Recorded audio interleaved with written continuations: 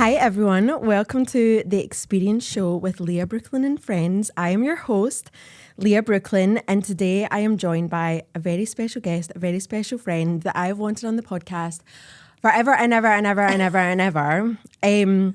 But instead of just saying, hey guys, here's my friend Jo, which is what I normally do, and like expect everyone to know everything about my friends immediately, I have wrote an official introduction. Oh my. Which has stickers on and notes going off to the side. So please, bear with me. I am so excited to introduce my friend and dance teacher, Baddie Diva Queen, Jo Richards, here to The Experience Show. She is a beloved dance teacher of many styles who started her life in training in Kent, England and came to Edinburgh in 2000. So Y2K of her. She's done her homework. Yes. I just looked at the Dance Space website too. She teaches many styles of dance at Dance Space in Edinburgh and other venues, but that's the main venue, including commercial, jazz, and the best class ever, in my personal opinion, street dance. Jo inspires all of us who have the pleasure of participating in her classes. She truly holds a space where you can just be yourself and enjoy dancing. She is also a superwoman mum and wifey and badass personal trainer. She's basically a real life Sporty Spice, and she's my real life Honey Daniels. Jo Richards, everyone! Woo! The crowd go wild. Wow, Was that's that a okay? proper introduction. Was it okay? That was brilliant. Loved it. Can you introduce yourself about what would you say about yourself to introduce yourself to the lovers of life? Oh, I'm one of them jack of all trades. You are. Yeah, I think so. I think it's really hard to kind of put me in a bit of a box. That's what we like. I know, but that's nice, isn't it? It's kind of like gives you a bit of variety in life. So yeah, dance is kind of the main thing I'm doing at the moment. Lots of teaching, lots of choreography, background in sports science, personal training, all the fitness kind of things. So yeah, it's been a journey. She's a Sporty Spice. She moves. She can't sit still. Let's just put it that way. You're very, very good at moving and giving us energy. Like when we come to class and we're lacking, you're like a wee power source, and we're like, it's the caffeine. Plug into Jo. So I obviously want to focus on dance when you're here. Okay. Because you have changed my life. Let's be real. Like I have wanted to get back into dance for so long as an adult and never felt like I could belong in a class. Like I always felt intimidated, I didn't feel welcome. I felt shit about myself. I would leave some classes crying. And I've been coming to your class for 3.5 years now. Pretty much almost every class. Only if I'm on holiday or if I'm not well, I will not be at class. Like last week I was like stood at the door because I didn't get a space till like last minute, and I was like, they will let me in. Yeah, like they don't have a choice if they don't let her in. they have to let me in. But I want to know more about you and your personal dance journey and like how it started, what first inspired you, and like how you got to where you are today. Oh my gosh, right. So I started in ballet. Oh wow. Like most people do. I think, I was born in the 80s. So, like at that time, it was ballet, tap, jazz, all that kind of shenanigans, So where I was like down like southeast kind of London way, there wasn't that much. It was kind of like you do your exams and, and that kind of thing. And then street dance, kind of hip hop kind of started to come on the scene when I was in my kind of like early teens. And I was like, oh, that's what I'm meant to do. I'm like, that's the thing that I like doing. Like the other, like jazz and, and ballet and everything else, like I absolutely love. And it gave me great foundations for posture, lines, strength, all that kind of stuff. But the thing that really fed my soul, I was like, okay, that's what that looks like. But I love the fact that I got to do it all as well. Like I stuck it all out. So my ballet, I did point work. I did, kind of soft shoe until I was like 18, did all my exams. Wow. Same for my jazz as well. And then when I was 18, I moved to Edinburgh to do my degree in sports science. And then I took over the Modern Dance Society at the time, which was kind of floundering. The numbers were kind of dropping. And we had a teacher there. But as soon as I came along, she was like, you know more than I do. I think you should be teaching the classes. Hey. So I started teaching some of the classes in second year when I was president for the first year.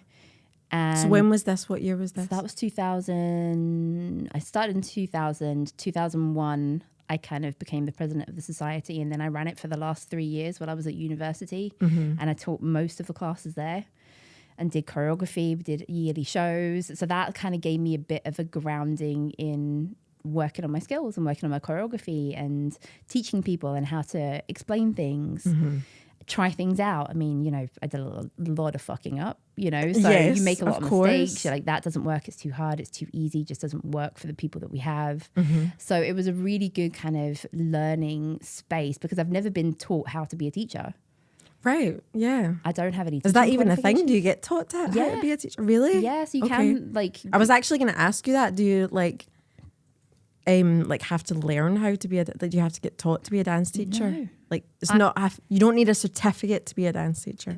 It's a really grey area because I think Depends. dances are really, it depends on the style. So I Yeah. think if you're doing something really strict and curriculum based like ballet, True. you have to go through certain channels. But I think with kind of street styles or anything that's a bit more free form, I think so much of it is just about the creativity And the passion. and the passion, and it's not as regimented, you know. So learning street styles has become a little bit more uniformed. You know, your footwork, your waves, your lines, your isolations, all that kind of, your grooves, all that kind of stuff. But there's no formal kind of like, this is how you do it, Right. check. This is how you do it, check. You know, you Right. kind of absorb things, and then you develop your own ways and your own styles and your own go-tos. You know, and Yeah. that becomes your signature thing. So yeah, so it's just. I've said this quite a lot about my dance career. Like I was always told dancing was not an option. I'm too smart. It's a waste of a brain. Really? Yeah. Like I was a really good student. So like it's a waste of a brain. Why would you want to waste that? So was there something academic that you were told that you should have pursued? English. Okay. Yeah. Like literature and Yeah. stuff. Or design. I was really good at graphic design. So I think I've always had a bit of a creative brain. Yeah. And then of course I went and did a science degree, which makes zero sense. Yeah. But it was the closest thing I could link to being physical and understanding how to use my body Yeah. in relation to something that I love. And I can now get to mesh my understanding of kind of physiology and training principles and injury prevention with what I do as a teacher and a choreographer. Which is like it's like the cake and then you've got the cherry and the icing on top Yeah. of your sparkliness. But you've got the cake of your ballet fundamentals, like your knowledge of the body. Like it's like the universe was making you a multifaceted, like extraordinary teacher, like building you and shaping you. Yeah, I think that's true though, because I think I denied dance for a long time. Like I Why? still dance, but I didn't let myself go all in because I was like, Right. I'm too scared to want it because it's not an option. Right. Do you know what I mean? When you really want something, and yeah. I'm like, I can't want it too much because I know I can't have it. Until the universe kept going, I'm just going to keep pulling you back and Right. giving you all these opportunities, Yeah. and then at some point you're going to listen, Right. or you're just going to try to deny who you are. Right. So choose. Right. And it just kept pulling me back. I was like, okay, well maybe I'm quite good at this, or maybe I'm supposed to do this. Ah. And yeah, and eventually I was like, okay, right, let's just give it a try, Yeah. and let's just go with it because it keeps pulling me back. You can't resist any I can't longer. resist it anymore. Yeah. This is probably what I'm meant to be doing. Yeah. This is what I think about you. Like, I just think like you were born to be a dance teacher. Like, obviously there must be other amazing teachers out there in the world. Of course there is. Of course. But in my personal experience, I've never been to classes where I've felt so like you inspire me to be more myself. Like it's the first class where I felt like, you know me, like I am very extroverted in class. Like as like a day-to-day person, I'm a bit of both. But in class, I am a full-on extrovert. And that's because you've created a space where I feel like I can be that. Like obviously it's your class and it's the people that are there too. Like the people in the class, obviously I've made so many amazing friends but like you've created that space for all of us to bring that out in all of us. And like I've loved street dance for like since I was a teenager. I think like I first fell in love with Honey. Yes. Like that was like Classic. I was trying to think last night like when did street dance like first call to me, because when I was a kid I did competitive disco and rock and roll. Yeah. And I was in these like strict dance schools where it was like how much money your parents were giving the teacher, based on how well you got treated. Expensive as well. The expensive costumes, the getting up at 5 a.m. and get your hair scraped and the tan and all that kind of stuff, all of the politics and all the politics of like stage schools and all that kind of stuff. And I always like never got to fully enjoy it because I hated the competitiveness. I hated the lack of real friendships. Like it was very, there was like a bitchy atmosphere. And I got into like street dance when I was like a young teenager at this kind of like schemy street dance club, and like it was good, like the choreo was good and it was fun, but like the people weren't welcoming at all. Like I've always been like such a loving person, and I remember telling one of the girls that I thought she was really pretty, and they all just like whispered that I was a lesbian and like threw bottles at me and stuff when I went to class, and just made me feel like a pure black sheep. And a lot of that kind of stuff took me away from my love of dance. So like as an adult, it's been like a process of like finding my way back to it, because I'd go to adult classes and it'd be like flawless, gorgeous influencer type girls nailing the moves like that, picking up the fast choreo, and I'm stood there at the back like feeling like a blooming pickle, like feeling like some sort of like vegetable object, like I do not fit in here. I feel like, you know, everyone's looking at each other up and down, and it just like took it away for me. And it was like a few years before I turned 30, I think I was 28 when I found your class. I'd moved to Edinburgh and I was like, well, this is a fresh start. Let me find street dance class, because I need to get back to street dance. I need to get back. Like, I'm so passionate about it. I love it so much. Like, you see it in me. Like, it's such a big part of my heart. Like, it's such a big part of me that I neglected for so long. And I went to class before yours, and obviously won't name any names because it's nobody's fault, but I had a similar experience that I used to have. And I left crying. I was like, this is shit. Am I just shit? Am I just not good at picking up choreo? Like, what is it? You know, just thinking it was a me thing. And I'm like, do I need to go back? Do I need to just push through, like, feeling this way? And I didn't even look forward to going to class. Like, I had anxiety. And then I realized, like, I don't think I have to do this. Like, let me just see if there's somewhere else. And I think I looked up, like, Grassmarket in different areas where I like in Edinburgh, because I'm like, surely there's something where it's a nice environment. And then I was guided to your class, and then I looked on your Instagram and I saw you. I saw like something to do with Janet Jackson, like you dancing to Janet Jackson or something, and I was like, this is my person. And I messaged Dance Space like, I'm really nervous, like I want to just get back into street dance again. And they were like, Jo's amazing, she'll make you feel so welcome. And I remember coming up to you at the end of the class, I think I was like almost crying, because it's like, this means so much to me that I've found your class, and I have not stopped going now for 3.5 years. Oh my God. So thank you from the depths of my heart. So I actually think I remember you coming up to me at the end of class. Like, I don't remember teaching the class itself, because they all kind of meld it after a while into one. But there are certain points where you meet certain students, and I think this is the thing. Like, I love being in class, but as a teacher, you're so acutely aware that everyone is in the room for different reasons. Right. And I've always had a really big problem with cliquiness. And people, you know, thinking they're superior because of insecurity a lot of the time, or just, you know, they're more skilled or talented or whatever. And this stems from like high school. Like I was that kid who was like, I got on with the jocks, I got on with the geeks, I got on with the popular girls. I was that kid that just kind of like floated about and was like non-offensive to anybody. But also being in an all-girls school that was very bitchy. Ooh. And people like bitching about each other in class, and even being around that energy, I have a physical reaction. Like, I'm just like, no, I just don't like, it's like a rejection thing. I'm just like, do you know what? You guys can talk about this. I'm going to go to the dance studio, have a little practice.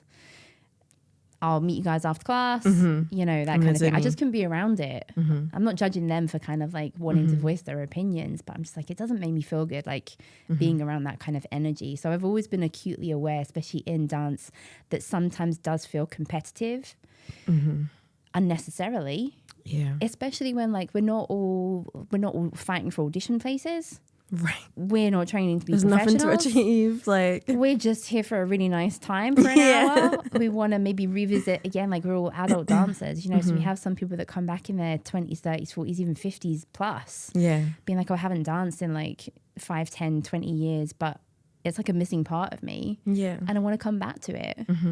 And making somebody feel shit because they've not been here or they can't move their body the same way they could previously, a lot of the time it's just a power trip. Yeah, totally. And like, I don't know if it is something to do with people's security. Like I have my own insecurities a lot of the time. And I think as well, like being dance teachers now, where you're not just being viewed in comparison to teachers in your city, you're now being compared to your ability for the rest of the world.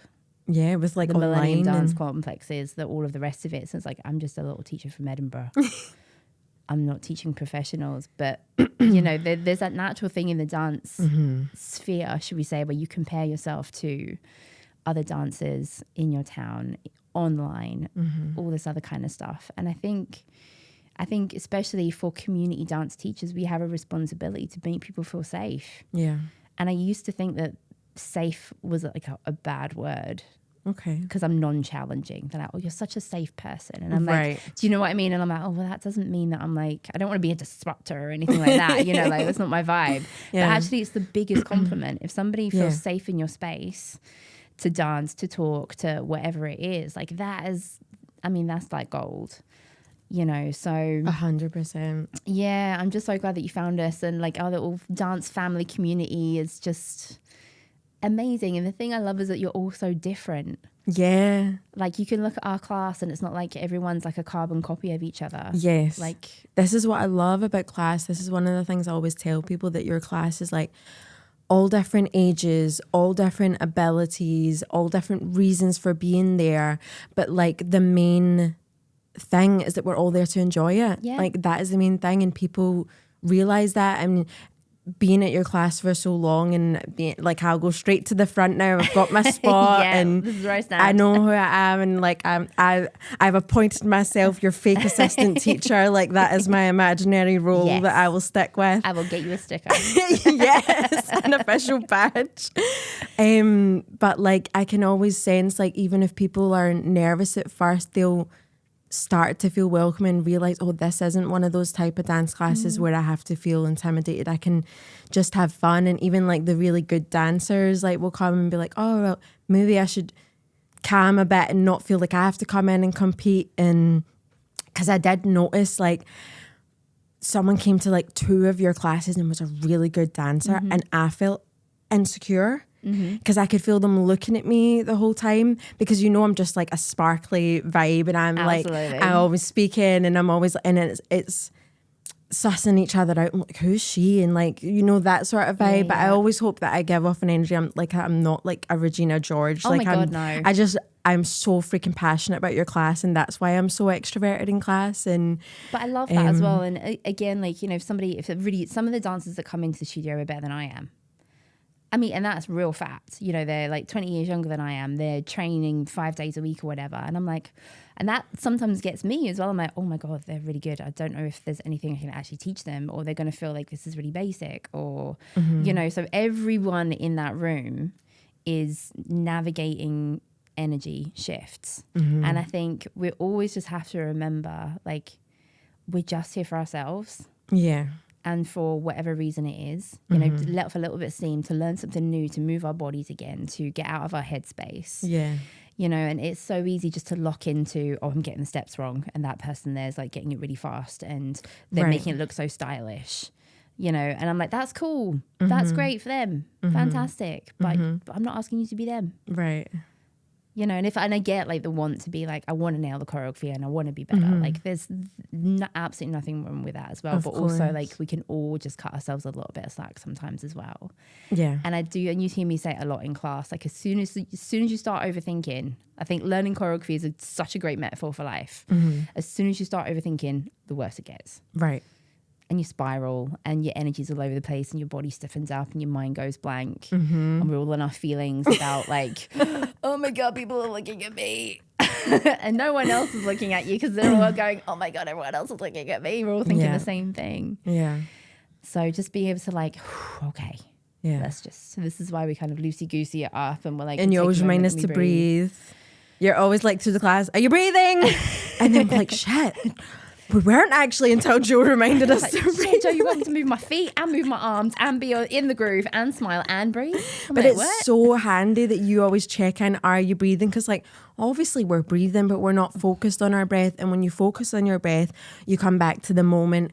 You have to go out of your head, like it's like a meditation practice, like coming back to the breath like rebalances everything. And you really need it, because you can start overthinking, and it's happened to me many a time in class, especially like if I love the song you've chosen, or I love, see when we did Janet Jackson, my brain was like it's Janet, and Maria was like, Leah, like I think you're just overthinking it, like because you want to do Janet proud, but like you need to just like give yourself a moment. You will get the chord out. And I did the next week, but it's like the first week I totally was in my brain, and you always need the people around you to remind you, like get out of your head. But also like your class is so nice because like you can fuck up and you don't feel like an idiot. Yeah. Because you just turn around to your friend and we just laugh at each other like, oh, we're both just messed that up. How funny are we getting into our heads and our little humanness? Like it's human, it's and also normal. I do it as well. I mean, you see me fuck up all the time. I'm like, or even like not remember the choreography. What was the choreography? I was like, okay, well, how did we start? How do we join those two bits together? Yeah. You know, and I will verbalize those things. Some teachers will probably cover that up and be like, oh God, I've actually forgotten that. And I'll just like style it out. Yeah. I'm like, cool, maybe that's their thing. They want to be viewed a certain way, but also I think it kind of humanizes the teacher as well a little bit, you know, because I think some people can really put teachers on a pedestal, and some teachers really like that, and some people don't like that. Neither here nor there. Obviously you love being loved. That's really nice. You're a bit of both for us, because you know we worship the fuck out of you. Like you are our goddess. Like Joe is the but that's because you are so human, and we feel like, even if just going to your class for the first time, you feel like a friend. Yeah. You know what I mean? Good. Like, even if someone doesn't know you, they're just coming to one class. Yeah. You feel like a friend. And that's why, like, we know that you're not godly or better than any of us. No. Like, we love and worship you so much because you're human, because you're real, because we love your class so much. We love you so much. We love the environment you create. All of the above. Like, it's the humanness that we put on a pedestal, and like, yeah, like we would never ever want to put any pressure on you or make you feel like, and I made a point of saying to a teacher who covered your class the other week, because I know it must be intimidating as fuck. Some teachers won't cover for me. And they won't. They're like, no, thank you. And this week you didn't tell us that you weren't coming in. We were like, that's sneaky. And we were quoting Mean Girls, you dirty little liar. And we're like, we need to put some stuff in the chat. But like, we're like, you did say I'm just not going to tell you, because sometimes we're just like, well, just like, people just cancel. And I'm like, I'm not going to tell them. Like, having another teacher, they need to move their bodies. They need their one. No, and the other teachers need a chance too. But like, I felt for her, but she did a really good job. So I really wanted to make sure to say, like, we really enjoyed your class, because it must be scary to take your class. And I've been that teacher as well, like, you know, like really revered teachers, you know, who have, you know, each teacher kind of, you know, does develop their own little following, you know, because of like the style or the way they teach, or, you know, people have a preference, you know, like for anything. And I've been that student where, you know, as soon as you walk in the door, 4 people walk out. They've never ever met you before a day in their lives, but they'll walk out because you're not the regular teacher. And as the cover teacher, that instantly goes, oh my God, like I haven't even opened my mouth yet. I haven't even done a step. I haven't even done the warm up yet. And they don't want to take my class, which is like anxiety inducing. Right. You know, so I'm like, fine, stay for my class. And if it's not your thing, you never have to take my class ever again. Or if I never cover again, that's totally fine. But try. But yeah, give it a try, you know. So like, again, like I'm trying to always put myself in the cover teacher's position. Cover is a whole different thing. We need to be a bit better with the cover. I mean, you know, we're nice, but we're just we're always like, we miss our lady. But she was like, please give me a chance. And I was like, oh my God, I feel for her. And I think as well, like, you forget how powerful it's 1 hour in their week, you know, but that connection is sometimes so tight, you know, and the chemistry between, you know, the teacher and the students and the other students themselves, like to make people's time is so precious and energy is not infinite for those of us who are beyond 20, 30, 40 plus, you know, it's kind of like, it's a really big choice to step out of your home and go and spend an hour with a whole bunch of students, some of them you've never met. And I fully appreciate that, especially after a full day's worth of work. People are like, oh my God, I've just done this 9 to 5 kind of from hell. Yeah. That 1 hour on a Thursday is like my therapy. That's my time. That's my me time. That's my let it go, let it out, and everything is right with the world time. Yeah. I mean, like sometimes like in the past, like I've had really anxious filled days and it'd be a Thursday and I'd be like, oh, I don't know if I can go to class. Cause like, I think I got in my head at one point of like, you know, because I became such the sparkly me in class, like if I didn't feel like that big extroverted Leah-Brooklyn that everyone knows and loves, Oh, babe. I feel so nice that people love me. Like I feel like, oh no, Joe, honestly, like I was not popular in school. Like I was like the loser. I was bullied. I have never really felt like I belonged, and to like come into your class and like to feel so much love, it's everything to me. Like it's become such an important part of my life. Like your class, like you say, like, you know, it's like an hour every Thursday, but like I have to be there. Like one, because I'm in love with street dance and it's such a big part of me and I feel so good about myself doing it. Like if I'm looking in the mirror and I'm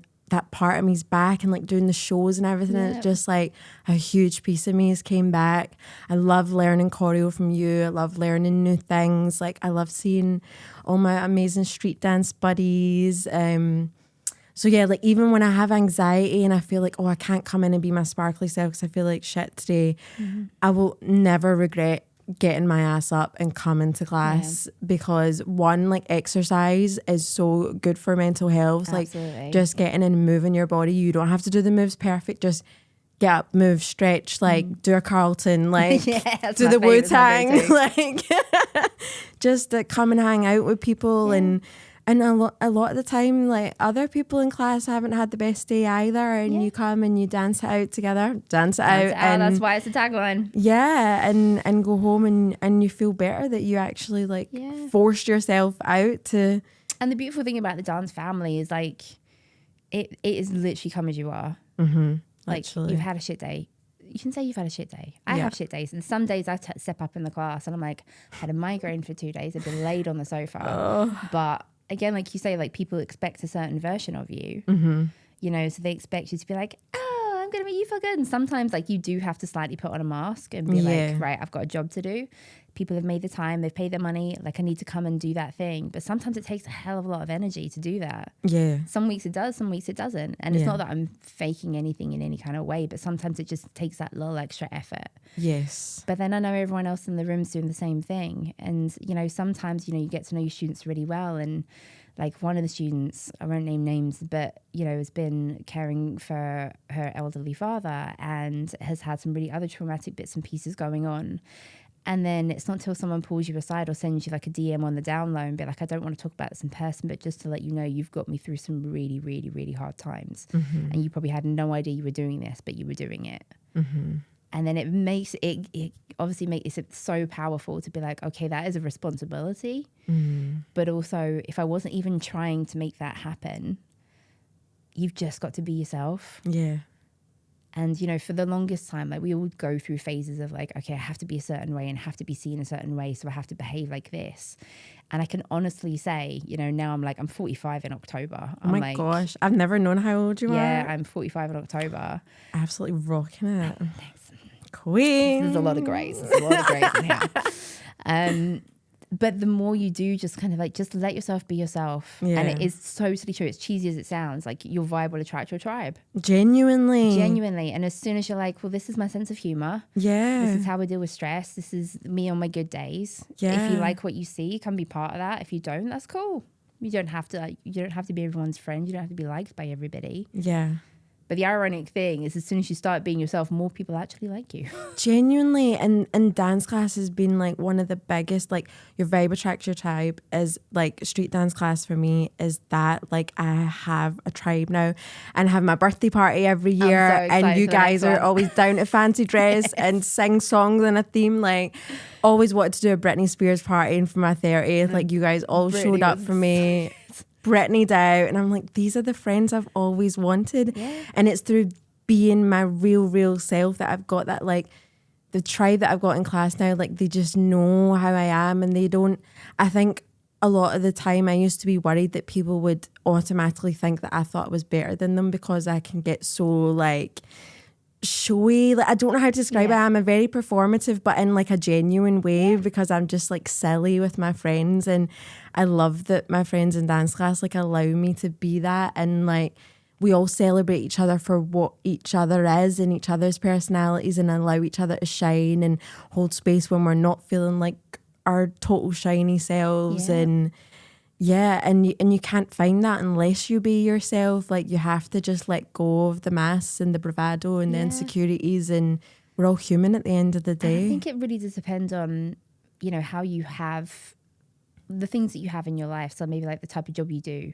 is quite a serious job, so it attracts quite serious people, and maybe you're doing that as a profession, but that's not who you really are. And that really becomes hard to kind of align your true self with what is expected of you, you know. So you obviously make friends at work, but maybe then they don't get all of you, they get like a little bit of you, because that's the side that they can kind of handle. Right.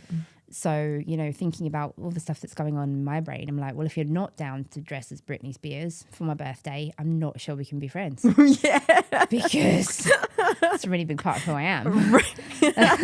But, you know, and you forget, and there's something had happened kind of fairly recently. I'd kind of felt really awkward around a certain group of people. And something really threw me off balance. And I was like, oh, I haven't felt like this in a long time.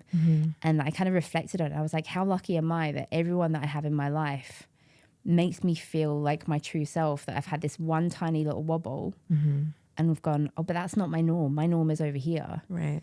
You know, I have these like That's guys, girls, gays, friends, you know, all of my colorful, shiny, different friends over here that totally allow me to be myself and get me and don't make me feel like that. Right.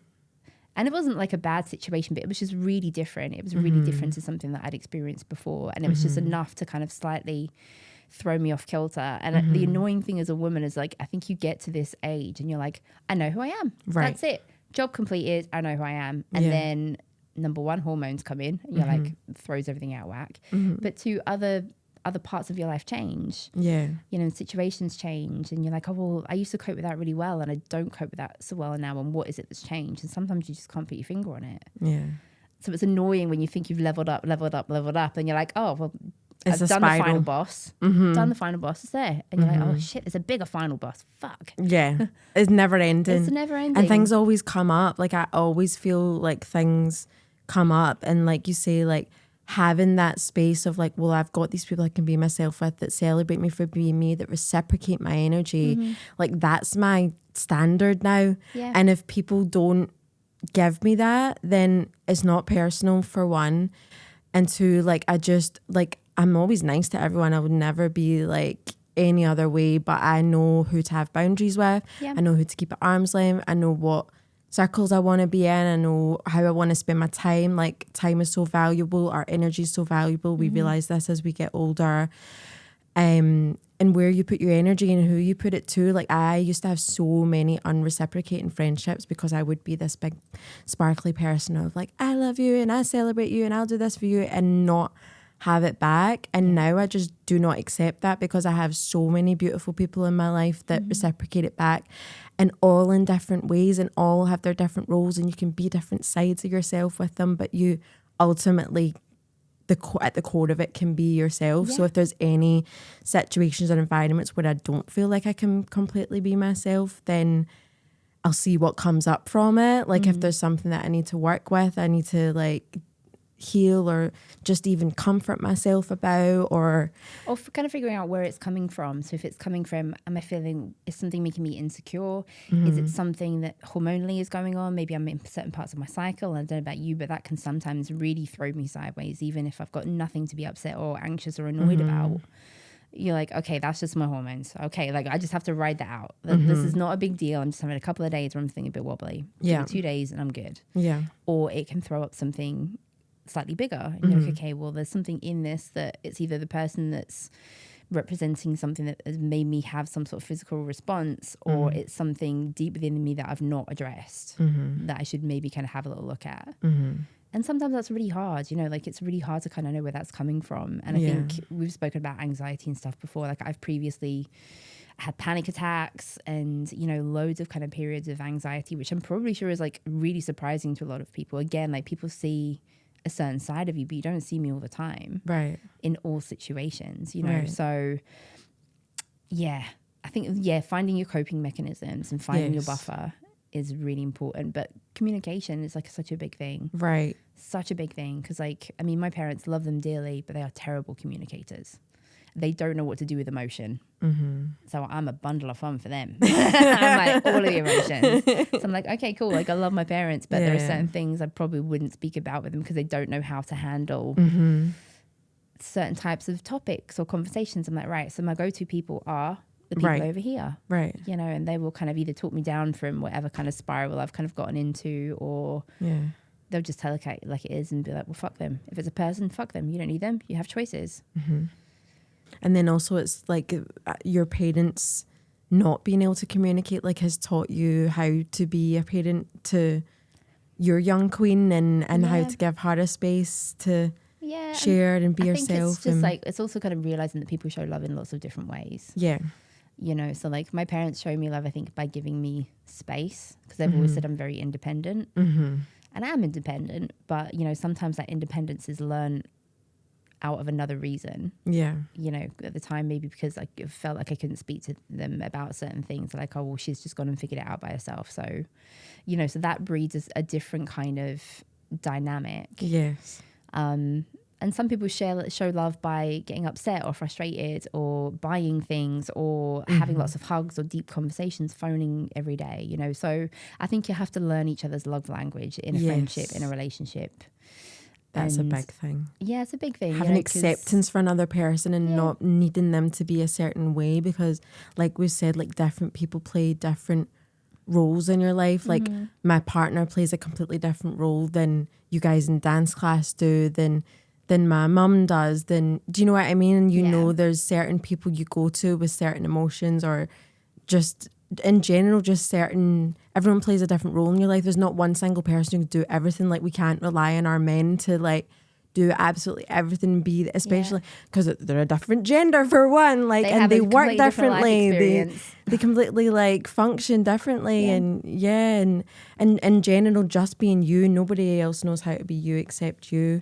And the same for other people. So accepting people as they are and learning and having compassion and having just understanding and patience, and like it's such an important thing in all relationships. Just goes a long way as well. Like, you know, some people, I think sometimes there's a lot of miscommunication between like how people show love. Like, you know, if people are giving you space, some people are like, oh, they don't care about me. And sometimes that's true, and sometimes you're like, okay, well, let me think about the person who's doing this.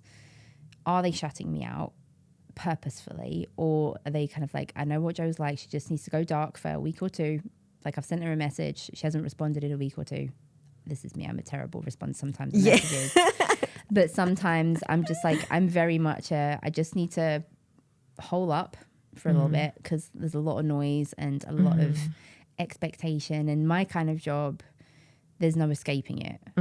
You know, it's not like my kind of job where I go to an office, I shut the door, the end. You know, and I love this about my job. I don't want people to feel like they can't message me or anything like that. But you know, it's that kind of industry where you've got your social media and it's everyone else's downtime but my work time. You know, so it's a completely different dynamic. But then sometimes I again like have to set a boundary and be like, I'm not going to respond to that just now. And the people who know me well, they're like, she'll get to me. Yeah, she will. Of course. Or I'll give her another poke and be like, by the way. But sometimes I'm just like, I just need a little space. Because somebody always, this is going to sound really bad, somebody always needs something from me. You know, I've got a 6-year-old. Mummy. You know, so, and it's lovely and adorable. And I will get really sad when she gets to the point she doesn't need anything from me. But it's a lot of extra kind of like, can I make her a snack? Take her somewhere? Like she wants hugs. Maybe I've worked late the night before and she gets upset because she hasn't seen me enough.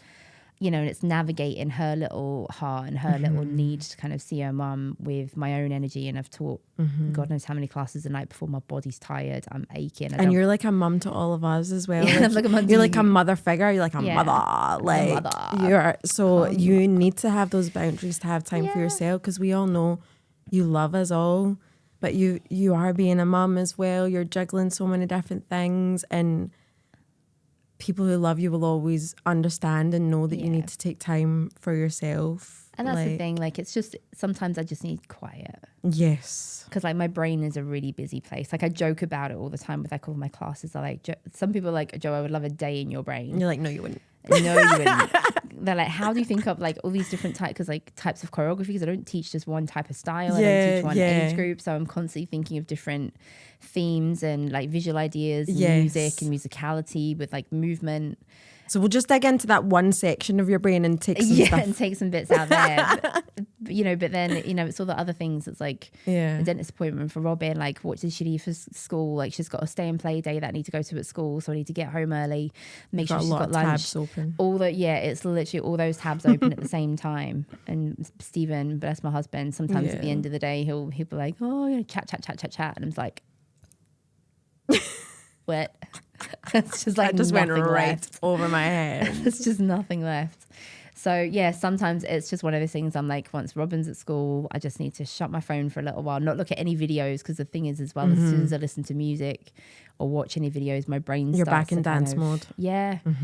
Which is, again, like, it's a blessing and a curse with this job. Like, I love it, but I can't sometimes just sit and watch a dance piece or a movie or a musical for what it is. Right, because that's just like, you think of it a different way. Yeah, just sometimes I just instantly start to dissect. I'm like, okay, well, how have they done the transitions, the formations? Oh, that's really nice what they did with the costume change there. And and even though it's your passion and your hobby and what you enjoy as well, like you say, you can't really just watch it and just enjoy it. Like, your brain goes into all sorts of different. And I think that's, like, coming back to kind of what you're saying about how I kind of got into my dance journey. I think that's kind of how I've kind of got where I am, because my brain doesn't stop studying. I'm constantly studying people, how they function. I'm constantly studying energy in a room. Like, I'm studying videos on YouTube and seeing what's current and how people are changing, what's popular in terms of the culture, the music style, like the choreography style. And that's oftentimes in multiple different disciplines. So maybe it's lyrical, maybe it's jazz, maybe it's musical theatre, maybe it's street dance, maybe it's a lot more kind of hip hop kind of focused. And I love the fact that I have such diverse kind of taste in music and dance styles, but then it just means you have so much more to learn. So much more going on. So much more going on. Yeah. So sometimes it's really hard to then go, right, I just need to... And speaking of things changing, like, I realized last night, where are the dance movies these days? Right? Where are, like, the early 2000s street dance... Stomp the Yard, we Honey. Need to step up 25. Like, come on. Where are they? Like, we just know. get musicals, I think, now. Like, I cannot in my brain think of, like, a dance-based movie that's came out recently. No. I mean, my brain always goes to, like, You Got Served, like, the Honeys, the Step Ups, the Save the Last Dance. Even What though an looking iconic back, time. it was an iconic time. And the cringe just makes it. The cringe kind of makes it of too. Yeah. Right. Let me do a quick fire round with you. I've started to use the unicorn horn as a microphone. Look, it matches. For my own personal, I want to know, like, your favorite things and stuff like that. Right. So even though you teach loads of different dances, and this is nothing to do with your students, so no one can take this personally. It's not who our favorite class is. What style of dance do you feel the most you when you're dancing it? If you had to pick. Oh, that's a really hard one. Sorry. Really hard. Because I think it partly depends on my mood. And also where my body's at the time.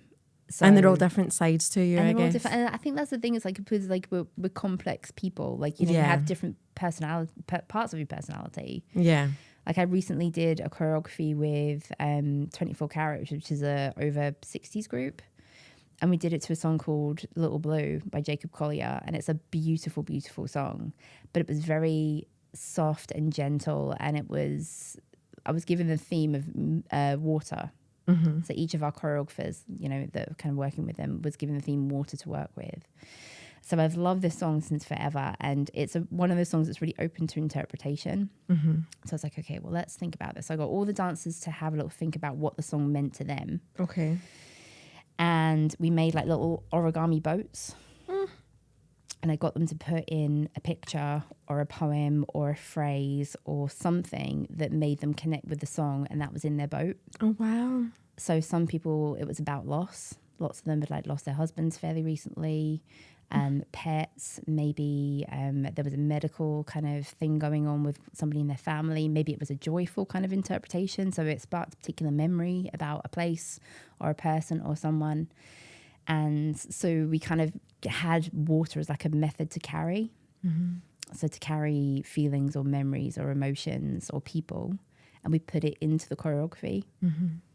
And that was like, we had many rehearsals where like all of us were crying. There was one in particular where it the logistics of it all, you know, when you're doing like mass choreography. Mm-hmm. So we had like 17 dancers and the pathways and the logistics and the formations and stuff. Like your brain is very much in that mode. And then once that is set, it's like, okay, well, where's the feeling? Because the song is very feeling driven. Mm-hmm. And the choreography is very feeling driven. So we need to come back to what's driving us in this. So we would take a moment. I was like, you can lie down, you can sit down, you can stand, do what you need to do, close your eyes, but we're going to listen to the song without thinking about the choreography and where you should be and what you should be doing. Like, what are you feeling and what are you thinking about that's in your boat? Mm-hmm. Wow. And it was really, really powerful. It was really, really lovely.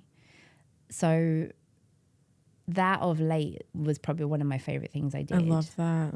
It was a really, if you haven't heard of it, Little Blue, Jacob Collier, it's a beautiful song and he is a genius. He's like a mad scientist of fantastic music. He's amazing. And that sounds like total like therapy and like putting your emotions into the movements in the song and, you know, transforming your emotions. Like I've been thinking this while I've been like dancing with Emily, because obviously like I've said to you, like I'd love to be a street dance teacher and you've inspired me to like get that back in me.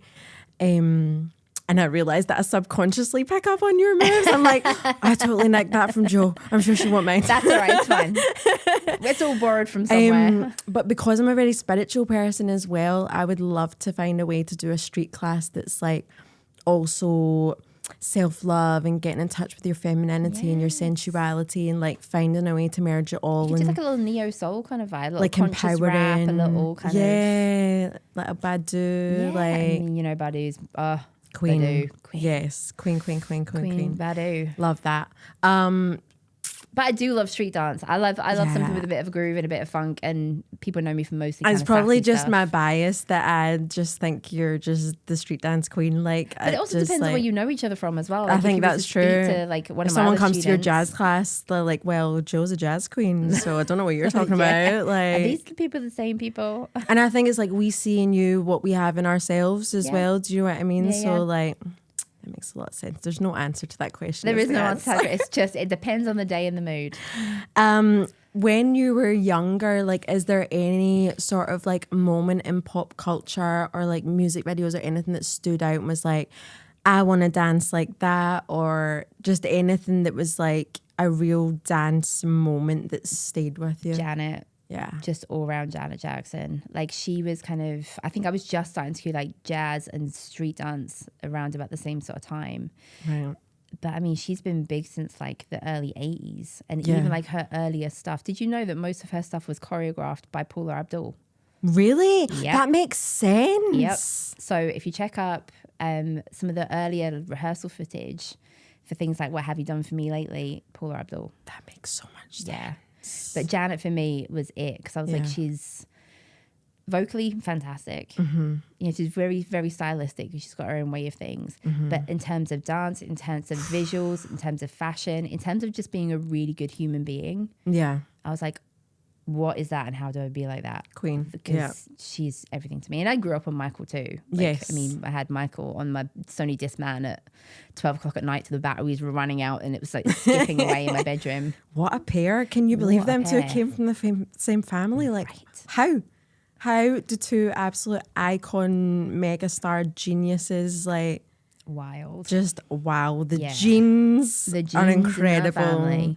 But yeah, Janet for me was just like, was an awakening. Yeah.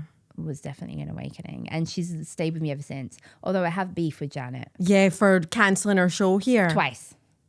She's cancelled on me twice. I managed to get tickets to see her twice. And then I think she got pregnant with her twins the first time around I was supposed to see her. So she cancelled her tour. No. And then the second tour she was about to come on, was it a couple of years ago now in Glasgow? Yeah, we were going to go. Yeah, because I was buzzing. Heartbroken. So Janet. She owes you a meet and greet. Yeah. Janet Jackson, you'll probably never see this, but But girl, if Joe's you getting a see meet me- and greet, and I'm tagging along as her fake assistant teacher Please. with my badge. So, Janet, I love you, but you do me dirty on this one. Yeah, God. I think there's not enough Janet fans here. There's not enough like well-cultured musical I think all round, I mean, like obviously people, you know, in the States and stuff, I think they really, really get her. But I think in the UK, like she's definitely slept on a bit. Well, England more so, like she's more so big there, like Manchester, London. But I think Scotland has like a certain, I think, musical vibe that they go for. They like the acoustic, they like the indie bands, they like the raves. You know, there's like certain genres that do really well with Scottish fans. And I don't know if it's maybe people weren't appreciating her enough, which Maybe. too right, Queen, like if they're not bowing down to you, then you just don't serve them. So I mean, agree, that's fair. But also Glasgow, you but let me also down no. too. Didn't buy the tickets. I mean, guys. I know. It should have just been a private concert for us, let's be fair. Just right here. This would Like be we have perfect. the money for that. Like.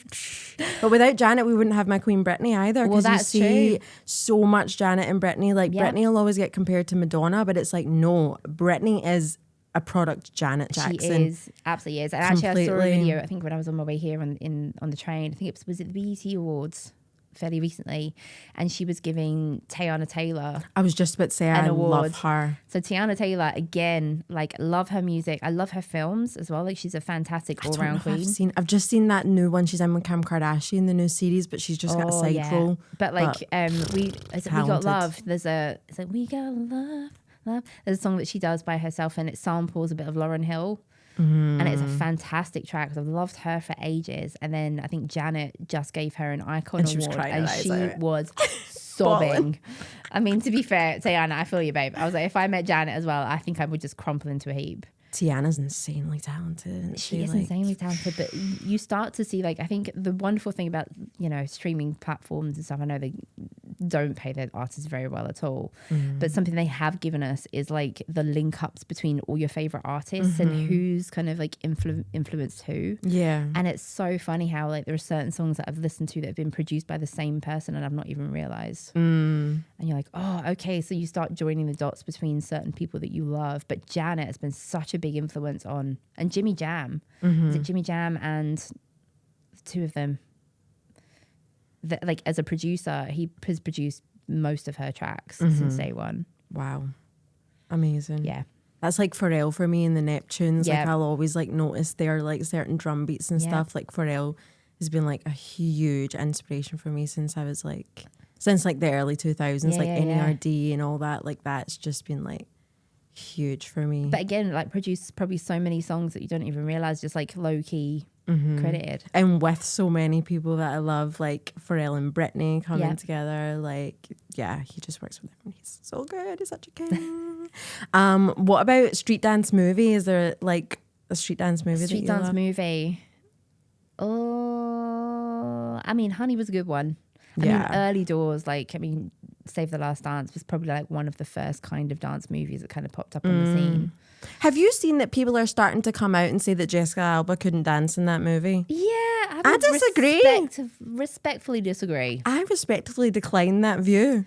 But also, I think people forget that standards were completely different. Yeah, I Like think they're this- comparing it to like Korean dancers now and stuff you see online. I and mean, like, when did Honey come out? I don't actually remember the year it's that like it came out. 2002 or 3 or something. Like, So we're talking like 20 plus years ago. yeah. And standards, I think, all round in the dance industry, even if you're not a professional, have jumped, like I've went crazy. have gone crazy because we've got so much more access now.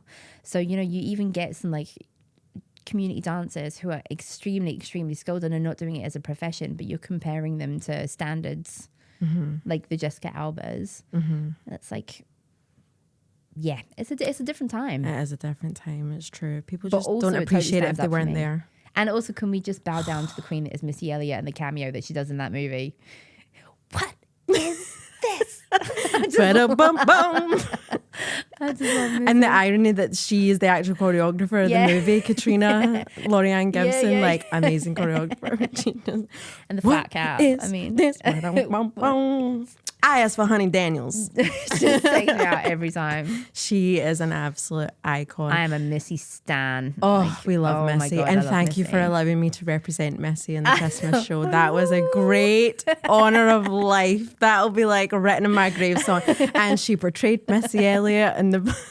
That was so much fun. I enjoyed doing that piece That for was you the guys. best. That was like really like... That was a vibe. That really like full circle things. Like doing a Christmas show every year, I feel like a kid again. Like when you would do your wee show in front of your parents and all Yeah. that, but it just feels even better. Like, and to do Missy, that's just the essence of street dance for me.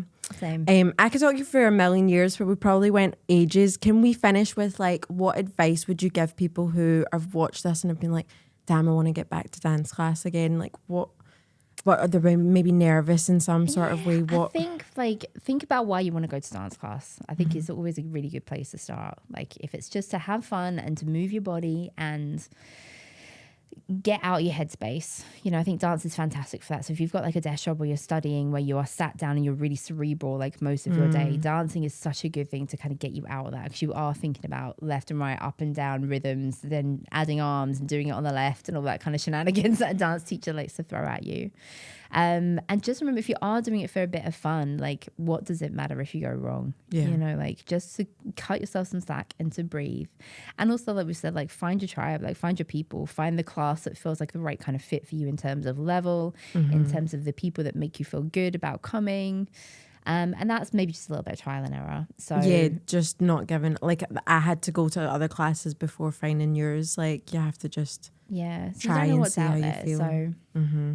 yeah, Yeah, I think so. I think everyone should just dance in their own way and not judge themselves, and just, you need to let your body move, get on the tunes that you like, whatever that is, even if it's classical, and just float about and just move your body and like imagine you're a kid again. Like let that inner child just express themselves. Like I think it's really, really important. And I think especially the British folks as well, like we're really inhibited.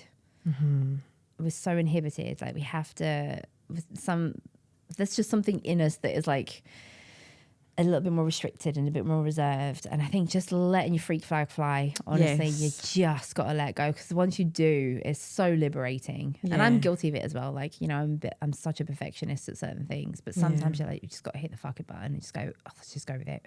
Yeah, don't overthink it. Don't overthink like it. you say in class, it's not that deep, guys. It's not that deep. Not that deep. Like, don't take it too seriously. Like, obviously, there's people that take dance seriously, strict ballet and all that kind of stuff. But like you say, a lot of the time, we just want to do it to have fun and express ourselves. So don't take it too serious. Yeah. Just go have fun. Give it a try. Go for whatever genre of style of dance that you feel called to. And that's the thing, that could be something completely different. You might find like flamenco is your thing. You're Yeah. like, oh my God, I've always trained in contemporary, but actually flamenco is like, oh, it's totally my jam. Yeah. Like, Allow yourself to find it. And there's no certain age that, no. there's no, like, you know, you've got a class of like over 60s? Yep. And they're amazing. They're so fit I love too. watching them, and they're so happy, and they're not giving a fuck, and they're just dancing, and they're not going, oh, I'm too old to dance. Like, absolutely not. And they'll go for wine after class. I'm like, that sounds amazing. Love it. I'm like, go for a little dance class, and they go for wine afterwards. I'm like, that sounds brilliant. So never restrict yourself in any way. Dance is for everybody. Absolutely, 100%. I love you so much. You love are you, my babe. queen forever. You are never getting rid of me. Just so you know, you're stuck. Deal. Deal. And I'm getting my I'll badge. get you a little president Getting badge. my wee badge. Yay! Love you so much for Love that. you, babe. Thank you for coming on the Experience You're so Show. welcome. And if you enjoyed it, please like and subscribe.